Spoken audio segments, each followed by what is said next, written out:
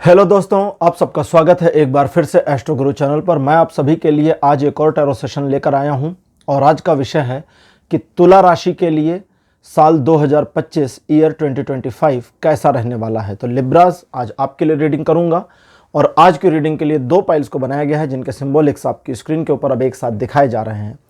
7 of cups pile number 1 और 7 of wands pile number 2।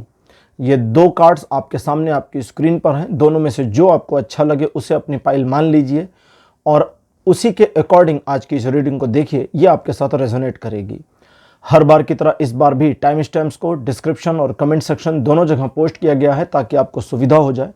अपनी pile की रीडिंग के ऊपर डायरेक्ट पहुंचने के लिए टाइम स्टैम्प के ऊपर क्लिक कर दीजिए, वीडियो आगे चला जाएगा और आप डायरेक्टली अपनी पाइल की रीडिंग पर पहुंच जाएंगे। जो लोग आज मुझसे पहली बार जुड़े हैं उनका मैं एस्ट्रो गुरु चैनल पर बहुत बहुत स्वागत करता हूं। आप सभी लोग इस चैनल को सब्सक्राइब जरूर करिए, बेल आइकन को भी प्रेस करिए, क्योंकि जब आप बेल आइकन प्रेस करते हैं तो नए वीडियोस की नोटिफिकेशन आपके फ़ोन पर आनी शुरू हो जाती हैं। और मेरे रेगुलर व्यूवर्स और सब्सक्राइबर्स, आप सभी के सहयोग और प्यार के लिए बहुत बहुत आभार। आगे बढ़ने से पहले आपको बता दूं कि मैं एक प्रोफेशनल एस्ट्रोलॉजर, एक प्रोफेशनल टैरो रीडर भी हूं। तो आपकी स्क्रीन के ऊपर ये नंबर जो आ रहा है इसके ऊपर आप संपर्क कर सकते हैं अगर आपको अपने लिए एक पर्सनल टैरो रीडिंग सेशन चाहिए या अपनी कुंडली आप मुझे दिखाना चाहते हैं। यह व्हाट्सअप नंबर है, तो इस पर कॉल नहीं करना है, इस पर मैसेज करिए। मैसेज के थ्रू सारी इन्फॉर्मेशन मेरी टीम मेंबर आपको प्रोवाइड करेगी और आपकी हेल्प करेगी मेरे साथ आपके सेशन को बुक करने में। तो चलिए आज की रीडिंग को शुरू करते हैं और आपकी पाइल में मिलते हैं।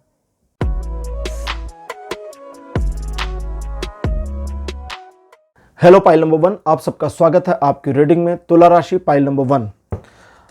चलिए शुरू करते हैं आपके लिए रीडिंग और देखते हैं कि साल 2025 यानी 2025 आपके लिए कैसा रहेगा। इस पर टैरो की क्या गाइडेंस आपके लिए आ रही है, क्या इन्फॉर्मेशन आ रही है।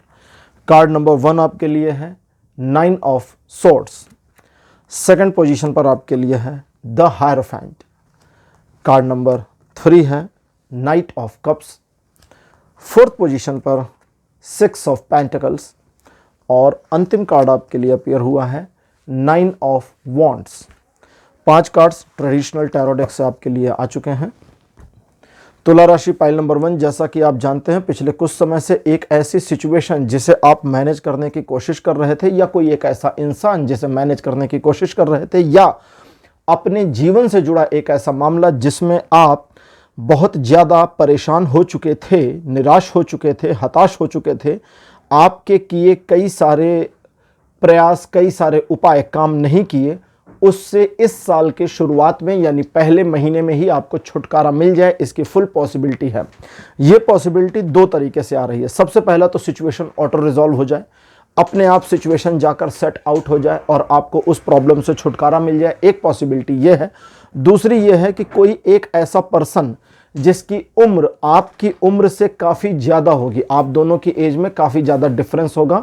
मानकर चलें 15 से 25 साल के बीच का अंतर हो सकता है। आपसे कम 15 वर्ष बड़ा व्यक्ति या बड़ी महिला, या 25 साल, 15 से 25 साल का फासला एज में, और उनके द्वारा दी गई सलाह या उनके द्वारा आपको कुछ ऐसा समझाया जा सकता है, सुझाया जा सकता है जिसके थ्रू उस सिचुएशन से आप ओवरकम कर जाएं। उस व्यक्ति के द्वारा जो आपको एडवाइस की जाएगी, या अगर आप इस रीडिंग को बाद में देख रहे हैं तो फिर कर दी गई होगी, उसकी एडवाइस पर आपके द्वारा किए गए कार्य में आपको निश्चित सफलता मिलेगी, प्रॉब्लम चाहे जितनी बड़ी हो। एक ये हो गया। दूसरा, ये साल 2025 इसकी जो शुरुआत है वो आपको, अगर आप मतलब जैसे शुरू होगा साल तो उसमें ही अगर आप अपनी प्रॉब्लम को अभी तक रिजॉल्व नहीं कर पाए तो एक तरह से प्रॉब्लम दिमाग के किसी कोने में बनी रहेगी, लेकिन जनवरी का महीना क्लोज होने से पहले समाप्त हो जाएगी। अगली चीज़ ये है कि इस साल के शुरू में यानी कि 3 महीने जनवरी, फरवरी, मार्च में आप दूसरे लोगों पर अननेसेसरी ट्रस्ट ना करें, अननेसेसरी बिलीव ना करें, मतलब अवांछित विश्वास ना करें। अवांछित विश्वास का मतलब कि जहां पर जरूरत नहीं है दूसरे पर्सन पर बिलीव करने की, वहां भी आप भरोसा कर रहे हैं, या आप समझ रहे हैं कि यार इस पर्सन पर भरोसा नहीं करना और फिर भी आप कर रहे हैं, तो फिर ये आपकी मैनुअल गलती हो गई और मैनुअल मिस्टेक्स के लिए नुकसान उठाना पड़ जाएगा। तो ये एक चीज है। दूसरा, अब आगे चलते हैं। इस ईयर में आप अपने आर्थिक मामलों में थोड़ा सा ध्यान नहीं अगर रखेंगे तो पैसा तो अच्छा खासा मात्रा में आएगा या अच्छी खासी मात्रा में आपके पास आएगा, लेकिन उस पैसे के संचय होने की पॉसिबिलिटी रेट में कमजोरी आ रही है, क्योंकि आपके द्वारा किए गए खर्च, अब खर्च में भी 2-3 प्रकार आ जाते हैं। पहला, एक तो है दिखावे वाली चीज़ों में पैसा खर्च करना जिसकी ज़रूरत नहीं है, गैर ज़रूरती सामान खरीद लेना या गैर ज़रूरत की चीज़ों में पैसे को लगा देना। दूसरा, ऐसे लोगों को पैसा उधार दे देना जिनके बारे में आपको पहले से पता है कि भाई इस पर तो भरोसा नहीं कर सकते, और फिर भी उसी को उधार दे दिया, तब तो गड़बड़ हो गई ना, फिर तो वो गया वापस नहीं आएगा। तीसरा, आप ये सोचना शुरू करें कि भाई मुझे यहां पर अपने स्टेटस को दिखाने की जरूरत है या मुझे इस पर्सन के सामने पैसा खर्चा करने की जरूरत है ताकि उसके ऊपर इंप्रेशन बने। या तीसरी सिचुएशन, आप किसी ऐसे व्यक्ति को पैसा दे दें जिसे देने के बाद आपको लगे कि यार थोड़ा तो रुतबा होना चाहिए मेरा, कि हाँ ठीक है बहुत पैसा है मेरे पास, है ना, जैसे वो प्रेम चोपड़ा जी कहते थे। तो उस वाली सिचुएशन में भी पैसे का नुकसान हो जाएगा। एक और इशू है, वो ये है कि ऐसे इन्वेस्टमेंट को कर देना जिन इन्वेस्टमेंट के बारे में आपको खुद डाउट है, जहां आप खुद डाउट में हो कि अरे यार पता नहीं ठीक रहेगा नहीं रहेगा, करें ना करें, और फिर भी दे दिया, इन्वेस्ट कर दिया पैसा। जब आप कंफर्म नहीं हो तो फिर नहीं करना है ना।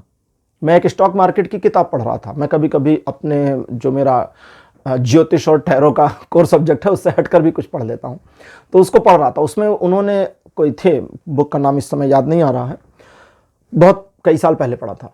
तो उसमें राइटर ने लिखा था कि एक स्टॉक को खरीदने से पहले ज्यादातर लोग सोचते भी नहीं है, किसी की बात सुनकर खरीद लेते हैं।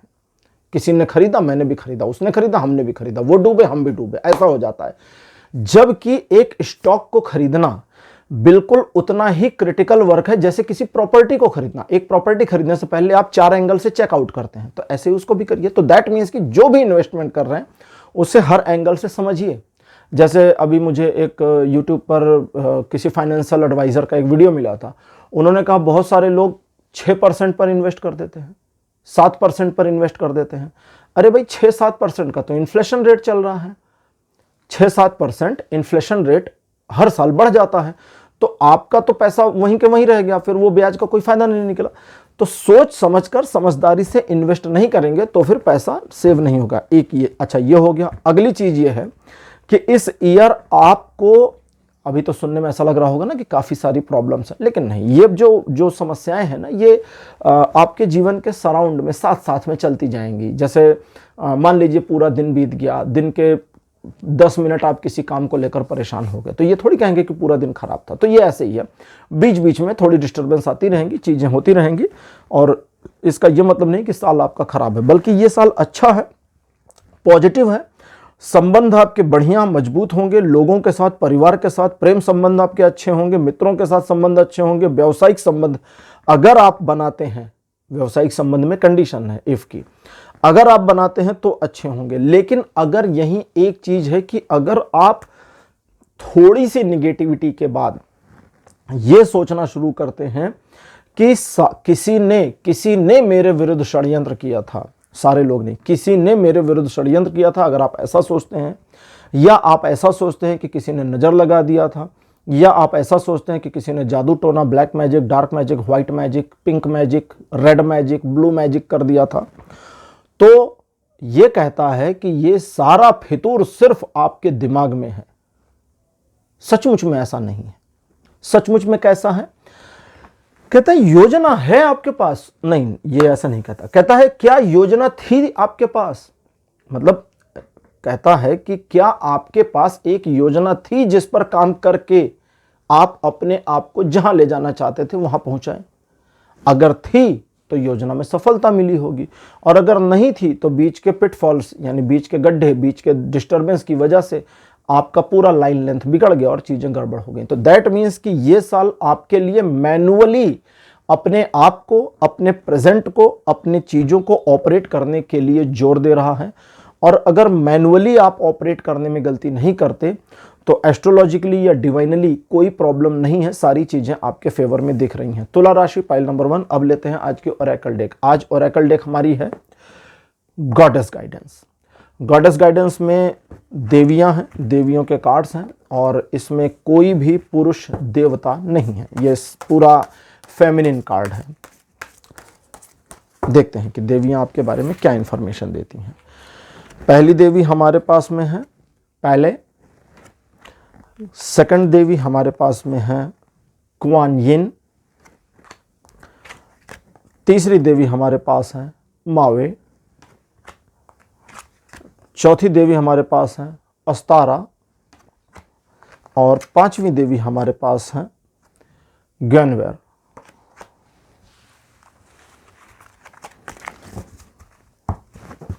तो 5 देवियां आ चुकी हैं।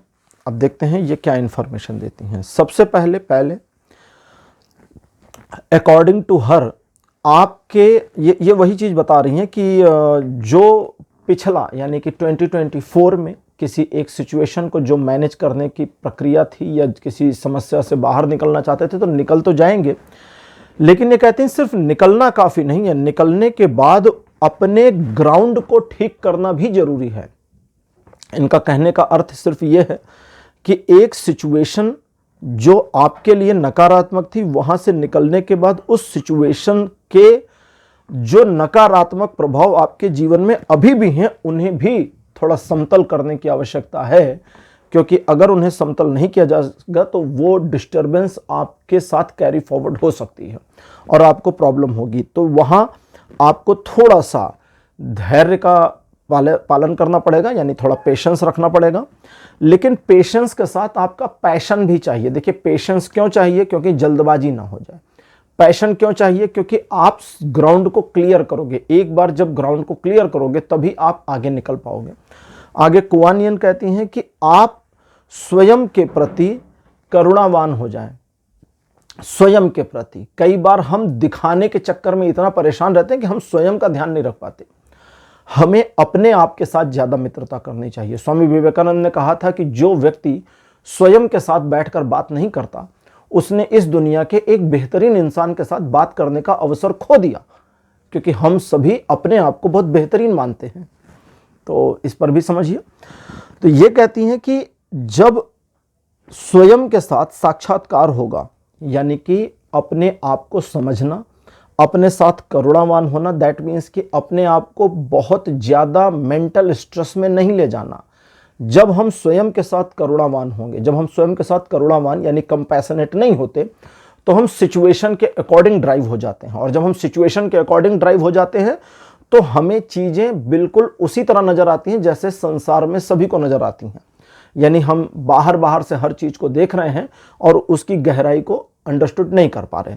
लेकिन जब हम स्वयं के साथ करुणावान होते हैं तो हम ये समझना शुरू करते हैं कि हमारे ऊपर बाहरी चीज़ों का प्रभाव पड़ रहा है, और उन प्रभाव की वजह से हमें अपने आप में परिवर्तन नहीं करना है, बल्कि अपने आप को तैयार करना उन बाहरी चीज़ों में परिवर्तन लाने की। तो ये आपको करना है। अब ये करने में मावे कहती हैं सबसे बड़ी समस्या आएगी कि क्या तुम सही पथ पर हो और गिरोगे तो नहीं। तो दैट मीन्स कि स्वयं को संभालने की, जब आप स्वयं को संभालना शुरू करें, इसका मतलब अभी मैंने आपको पहले बताया कि आपके पास इस साल पैसा तो आएगा, धन तो आएगा, लेकिन आप उसे सही दिशा में लगा पाएं, संभाल पाएं, अनायास खर्च ना करें, यही सबसे इंपॉर्टेंट है। तो यहां स्वयं को संभालना बहुत आवश्यक है, क्योंकि उस परिस्थिति में आपके लिए ऐसा समय आ जाएगा जब आप सिचुएशन को एक ऐसे नजरिए में देखें जहां आपका ईगो आपके ऊपर हावी हो। और अस्तारा कहती हैं कि जब भी ईगो वाला मेंटेलिटी आए, या जब भी ऐसा कुछ फील हो कि अब यहां पर मेरा ईगो बीच में आड़े आ रहा है, तो आपको उन बातों के बारे में सोचना है जो आपके जीवन में खुशियों का संचार करती हैं। आप छोटी छोटी प्यारी बातों को सोचें। हर बड़ा झगड़ा बहुत छोटी सी बात पे शुरू होता है। एक ड्यूक थे जिनको गोली मार दी थी, और उसके बाद में फर्स्ट वर्ल्ड वॉर शुरू हो गई थी। ठीक है, लोग कहते पहला विश्व युद्ध क्यों हुआ था? एक गोली चली थी, एक गोली चली और पहला विश्व युद्ध बहुत बड़ी चीज होती, वो शुरू हो गया। क्यों? क्योंकि बहुत छोटी सी घटना थी जिसकी वजह से क्रोनोलॉजिकल सिचुएशंस बदलती चली गई। तो अस्तारा कहती हैं कि अब आप अगर अपनी छोटी चीज़ों, छोटी ज़रूरतों और छोटी खुशियों का ध्यान रख लेते हैं, तो आपकी लाइन लेंथ में किसी प्रकार के भ्रम, भटकाव इत्यादि नहीं आएंगे और आप स्वयं को सही दिशा में बनाए रखने में समर्थ हो जाएंगे। और अंतिम में गुवेनवर ये कहती हैं कि इन सब चीज़ों में तुम भूल मत जाना कि तुम्हें प्यार करने वाले लोग इसी दुनिया में तुम्हारे साथ हैं और तुम भी कुछ लोगों से प्यार करते हो, और जिनसे तुम्हें प्यार है और जिनको तुमसे प्यार है उन्हें, उनके साथ में तुम्हें तुम्हारे जैसा ही रहना चाहिए। बस। और आगे की जो इन्फॉर्मेशन है वो है कि अब इस मैसेज को डिकोड नहीं करना, यानी कि समझाना नहीं है। ये समझाना इसलिए कई बार मना आता है कि नहीं अब इस चीज़ को नहीं समझाना। जब डिवाइन लैंग्वेज चलती है ना कई बार, तो उसमें हमें इंट्यूशन भी आ जाती है कि अब इसे डिकोड नहीं करना, इसको इसमें ज्ञान नहीं देना अपनी ओर से। तो उसका रीज़न मैं बता देता हूँ। उसका रीज़न ये होता है कि वो आपके लिए है। अगर नहीं समझ पाए तो वीडियो को रिवर्स करके फिर से सुनिए, और जब आप उसे रिपीट 2 बार 4 बार सुनेंगे तो आपको उसमें क्या मैसेज आपके लिए है वो आपकी एक्चुअल समझ में आ जाएगा। क्योंकि डिवाइन लैंग्वेज बहुत अलग होती है। जैसे एक डिवाइन लैंग्वेज में एक लाइन कही गई है, अहम ब्रह्मास्मि, उपनिषदों में आया है। हर व्यक्ति के लिए अहम ब्रह्मास्मि के अर्थ अलग हो सकते हैं, अलग हैं। अगर नहीं होते तो इस एक वाक्य के साथ ही व्यक्ति ब्रह्म को प्राप्त हो जाता, दैट मीन्स कि परम ज्ञान मिल जाता। इतना ही है। जो भी जिसको कहते हैं ना कि भगवान बुद्ध को, महावीर को परम ज्ञान प्राप्त हो गया था, ओशो को परम ज्ञान मिल गया था, तो वो क्या है? वो वही है, वो एक वाक्य है, उसी को डिकोड कर दिया, बस मिल गया। तो ये डिकोड करना आपके ऊपर है, आप इसे कैसे समझते हैं, गुवेनवर आपको क्या समझाना चाहती हैं, अब ये आप देख लीजिएगा। तो पाइल नंबर 1 आपकी रीडिंग यहीं कंप्लीट हो चुकी है। आज की रीडिंग आपको कैसी लगी, अपने एक्सपीरियंस, अपने अनुभव कमेंट सेक्शन में जरूर लिखिएगा। इस वीडियो को लाइक करिए, शेयर करिए और चैनल को सब्सक्राइब करना मत भूलिएगा। अगले वीडियो में आपसे फिर मिलूंगा। Bye bye.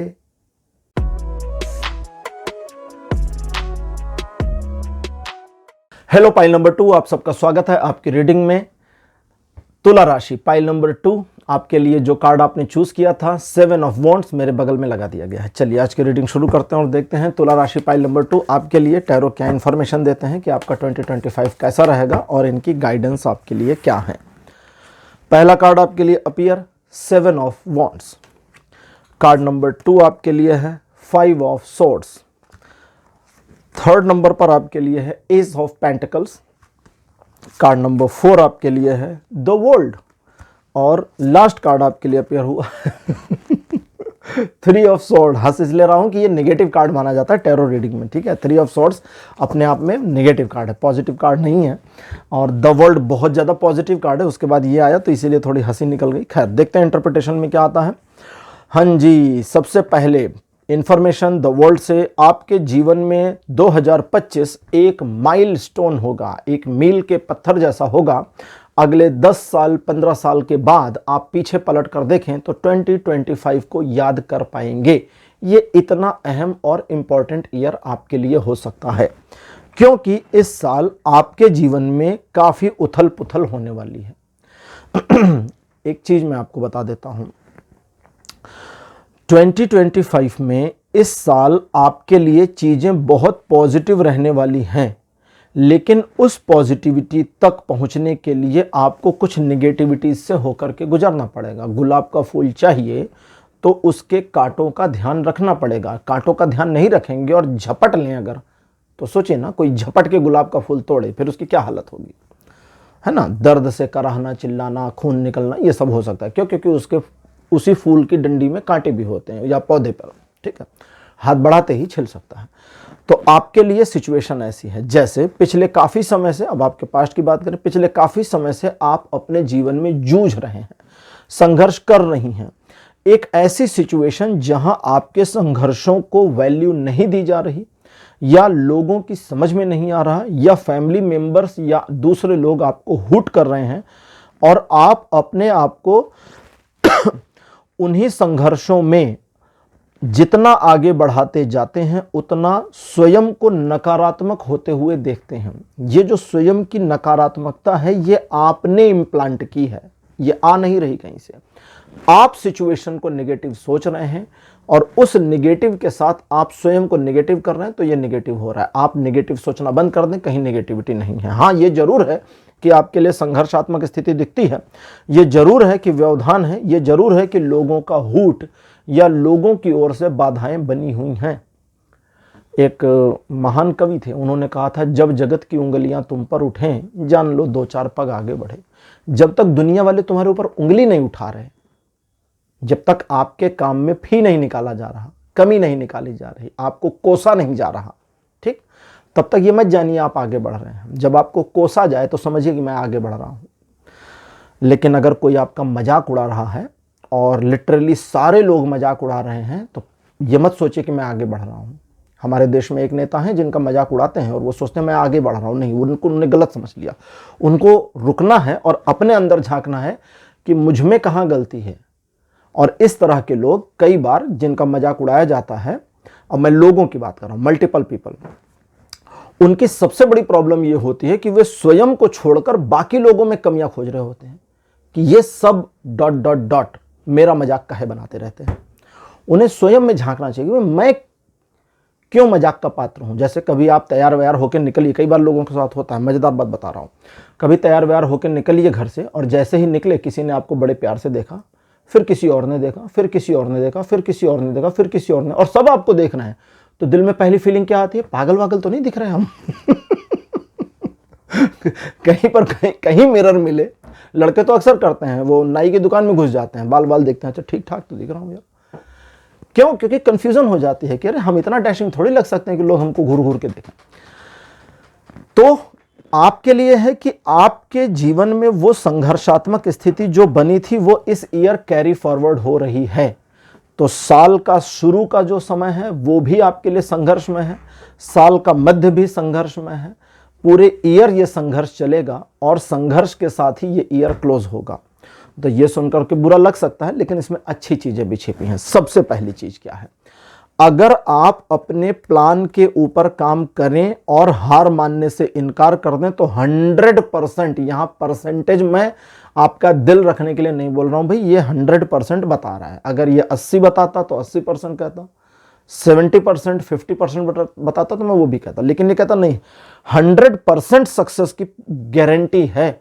बस कदम पीछे हटाने से मना कर दो, गिव अप नहीं करो, ठीक। दूसरा, ऐसे मामलों में इस पूरे साल आपको बिल्कुल भी इन्वॉल्व नहीं होना है। पाइल नंबर 2, जिन मामलों में आपको पहले से पता है कि यार ये मामले में इन्वॉल्व होने का मतलब सिर मुड़ाते ओले पड़े, ओखली में सिर देना। दैट मीन्स कि बिना वजह के झगड़ा मोल लेना या झंझट को लेना। जैसे कहते हैं ना, उड़ता तीर पकड़ना। उड़ता तीर पकड़ना मतलब आप बैठे हुए हैं, उधर से किसी ने तीर मारा, जा उधर रहा था, इधर से उड़ रहा था, आपने हाथ बढ़ाया, पकड़ लिया। अब पकड़ लिया तो झेलेंगे भी आप, तो ये नहीं करना है। जो उड़ता तीर है जाने दीजिए, कहां जा रहा है भाड़ में जाए, हमें देखना भी नहीं कहां गया, ठीक। इस ईयर आप अपने आप को संघर्षमय स्थिति में तो पाएंगे, लेकिन उस संघर्षमय स्थिति में यदि आप गिव अप नहीं करते तो आपकी सक्सेस रेट निश्चित है। और सिर्फ सक्सेस निश्चित ही नहीं है, इसी ईयर आप या तो अपने एग्जिस्टिंग कार्यों में कुछ ऐसा करेंगे जो आपको एक स्मूथ पैटर्न की ओर ले जाए, या आप किसी नए मामले में इन्वॉल्व हो सकते हैं। अथवा, ये 2 कंडीशन थी, एक तीसरी भी है, अगर आप किसी नए मामले को लाना चाहते हैं, किसी नए काम को करना चाहते हैं, कोई नया आइडिया है तुला राशि पाइल नंबर 2 जिस पर आपको काम करना है इस ईयर, तो बिल्कुल इस साल के जनवरी महीने से ही आपके लिए चीजें ठीक रहेंगी, आप यूज कर सकते हैं। सुनने में अभी तक लगा होगा कि ये साल आपके लिए बढ़िया नहीं है, लेकिन मैं क्लियर कर दूं, ये साल आपके लिए अच्छा है। प्रॉब्लम आपके जीवन की आपाधापी समस्या प्रॉब्लम्स की है भाई, वो थोड़ी पीछे छोड़ कर आ सकते हैं कि अब चलो जी 2024 गया तो गठरी बांध के उधर ही रख दें, अब हम 25 में आ गए, वो प्रॉब्लम वहीं छूट गई। नहीं छूटेगी, वो कैरी फॉरवर्ड हो जाएगी। उससे आपको निपटना है, उसे छोड़ना नहीं है, उसका सामना करना है, जीत आपकी होगी, ये कन्फर्म है। अगला, नए कार्यों में इन्वॉल्व हो सकते हैं। जो लोग अनमैरिड हैं और इसी ईयर में अपने अनमैरिड रिलेशनशिप को शादी तक ले जाना चाहते हैं, उन्हें अपने रिलेशन के शादी तक पहुंचने से पहले अपने आप को बेवकूफ बनने से रोकना होगा। और बेवकूफ किससे? स्वयं से। स्वयं को स्वयं से बुद्धू मत बनाइएगा। मतलब इसका आसान मतलब यह हुआ कि कई बार हम समझते हैं कि नहीं ऐसा नहीं है, फिर भी हम अपने आप को मनाते हैं कि नहीं नहीं ऐसा ही है।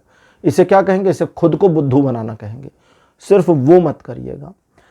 अब सभी के लिए बता रहा हूं, जितने लव बर्ड्स हैं, मतलब शादीशुदा, अनमैरिड, लिव इन, सबके लिए इस ईयर अपने पार्टनर के साथ आपके रिलेशनशिप में उतार चढ़ाव का सामना आपको करना पड़ेगा, और वो उतार चढ़ाव आपके और आपके पार्टनर के भविष्य को भी तय कर सकता है। इसलिए माइलस्टोन है ये साल। न सिर्फ भविष्य को तय कर सकता है बल्कि वर्तमान को बना या बिगाड़ सकता है। इसलिए अच्छा, और ये जो कुछ भी होगा या तो चीजें बनेंगी या तो बिगड़ जाएंगी। जो मैरिड कपल्स हैं उनके वैवाहिक जीवन में संबंध के टूटने तक की स्थिति नहीं आएगी। ऐसा नहीं कि संबंध टूट जाएगा, तो इसलिए वहां पर निश्चिंत हो जाए। तो बनेगा बिगड़ेगा, दैट मीन्स कि ये सिलसिला चल सकता है। रूठना मनाना, रूठना मनाना, रूठना मनाना, रूठ गए और बड़े दिन तक रूठे रहे, फिर मान गए, फिर रूठ गए, फिर मान गए, तो दिमाग की दही हो जाती है। और ये जो कुछ भी प्रक्रिया चलेगी, इसका जो इनिशिएशन होगा, शुरुआत होगी, वो आपसे होगी। अगर आप ये ना करें तो नहीं होगा। तो कुछ मामलों में मुस्कुरा के टाल दीजिए, कुछ मामलों में इग्नोर कर दीजिए, कुछ मामलों में जरूरी नहीं जवाब देना, और कुछ मामलों में झूठ बोल दीजिए, डिप्लोमेटिक जवाब दे दीजिए।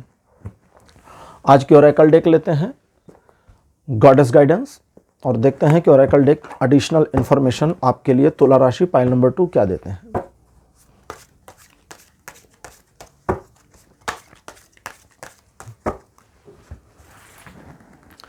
पहला कार्ड आपके लिए अपेयर हुआ है डायना। दूसरी देवी हमारे पास है इक्शेल। तीसरी देवी हमारे पास है रिनान। नंबर 4 पर कुआन यिन। और अंतिम देवी जो हमारे पास आ रही हैं ग्रीन तारा। ग्रीन तारा अंतिम में आई, मुझे बहुत खुशी हुई, ग्रीन सिग्नल मिल गया।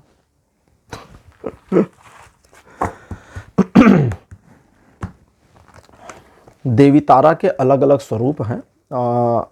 जो ग्रीन तारा, व्हाइट तारा, इस तरह की देवी होती हैं, ये तिब्बतियन, जो तिब्बत की सभ्यता है, ठीक है, उससे रिलेट करती है। डिटेल में अभी नहीं जाएंगे क्योंकि इतना समय यहाँ नहीं है। तो डायना पहले बात जो कहती हैं वो ये कहती हैं कि आपको वही चीज़ है, उसको थोड़ा डिटेल में अलग ढंग से डिवाइन लैंग्वेज में समझ लें। अपने जीवन से जुड़े संघर्षों से उनका सामना करने के लिए कहती हैं कि अपने आप को तैयार रखना चाहिए, अनअवेयर नहीं रहना चाहिए। और जब मामला संघर्षों का चल रहा हो तब ये कहती हैं कि बहुत ज़्यादा इमोशनल नहीं होना है, ना अपने साथ ना उसके साथ। ये कहती हैं कि मान के चलो कि ये एक तरह का युद्ध है, लेकिन तुम्हें उसे जानबूझ के उस मामले में नुकसान नहीं पहुंचाना है जहां पर आपको जरूरत नहीं थी। मतलब आपका काम हो गया, आप आगे बढ़ जाएं। अब आपका काम हो गया, आप आगे भी बढ़ गए और फिर भी कह रहे नहीं मैं तो इसको पटक के मारूंगा, तो ये कहती हैं गलत है, ये नहीं करना है। डायना कहती नहीं, ये नहीं करना है। लेकिन कहती हैं जहां पर न कंपैशनेट होने की जरूरत है, न मर्सी की जरूरत है, जहां दया वया नहीं दिखानी है, वहां कहती बेरहमी से आप अपने विरोधियों का, शत्रुओं का दमन करें। दैट मीन्स उनको दरकिनार करें और आगे निकलें। स्वयं पर कहती हैं जितना आपका भरोसा होगा उतनी मजबूती से सिचुएशन का सामना करने में सक्षमता मिल जाएगी। इक्शेल कहती हैं कि आपको इस बात को भी समझना होगा कि जब आप इस तरह की सिचुएशन का सामना करते और आगे निकलते हैं तो आपकी इनर पावर बढ़ जाती है, आपकी आत्मिक ऊर्जा चार्ज हो जाती है। आत्मिक ऊर्जा के चार्ज होने से जो सबसे बड़ा बेनिफिट आपको मिलेगा वो ये मिलेगा कि आप अगर पीछे ना हटें तो आपकी जीत, आपकी विजय बिल्कुल संभव होगी। और रेनान कहती हैं कि इस पूरे मामले में ध्यान ये रखना होगा कि सिचुएशन जब आप आगे बढ़ते हैं, पीछे नहीं हटते, तो सिचुएशन चमत्कारिक ढंग से बदलती जाती है। ईश्वर सिचुएशन को आपके फेवर में रखना ही चाहते हैं और वे रखेंगे ही। इसलिए आपको अपने पर और उन पर विश्वास रखना चाहिए। इस साल आपके लिए एक ऐसी सिचुएशन भी बनेगी जो एक से ज़्यादा टाइम बन सकती है, जिसमें मैक्सिमम 6 बार ऐसी सिचुएशन साल भर में आ सकती हैं। 6 बार का मतलब अब आप इसको अलग अलग समय में जब ये होगा तो कैसे आप समझोगे कि हो रहा है। आपको ऐसा दिखेगा कि जीवन में से कुछ हटा तो नहीं, मेरी लाइफ में जो भी जुड़ा हुआ है वो सब तो है, बस एक नए चैप्टर के जैसा कुछ और ऐड हो रहा है, कुछ नया परिवर्तित हो रहा है। कुआन यिन कहती हैं कि उस नए का स्वागत करना है और अपने आप को इस चीज के लिए टू बी रेडी करना है कि अब आप उस नए के साथ अपने आप को इंटरलिंक करें और स्वयं के व्यक्तित्व में, आपके आसपास की सिचुएशन में हुए बदलाव को स्वीकार करके अपने में बदलाव करते हुए सफलता की ओर आगे बढ़ें। इस पूरे प्रकरण में आपको इस बात का ध्यान रखना होगा कि आप सिचुएशन को और लोगों को पहले से जज ना करें। जब सिचुएशन आए तो उसको सिचुएशन के अकॉर्डिंग जज करें। लोगों से जब आपका इंटरेक्शन हो तब उनको जज करें। इससे किस पर भरोसा करना है, किस पर नहीं, ये आपको आइडिया मिल जाएगा। दूसरा, सिचुएशन को किस तरह ऑपरेट करना है इसकी समझ आपकी विकसित हो जाएगी या कर दी जाएगी। आगे ये कहती हैं कि ऐसे मोमेंट में भी आप अपने प्रति यदि वफादार रहे, अपने साथ में, किसी और की बात नहीं हो रही, अपने साथ वफादार रहे, अपने साथ कंपैशनेट रहे, अपने साथ करुण रहे और अपने प्रति प्रेम की भावना आपकी बनी रही। अपने साथ प्रेम की भावना कही जा रही, ईगो की भावना नहीं, दोनों में बहुत अंतर है। तो अपने साथ प्रेम की भावना अगर बनी रही तो आप जो भी मामला है उसको, जो भी आप मैनेज कर रहे हैं या करना चाहेंगे, बिल्कुल ट्रांसपेरेंसी के साथ अब आपको सिचुएशन समझ में आती जाएगी और आपकी समझ में आएगा मुझे क्या करना और कैसे करना है।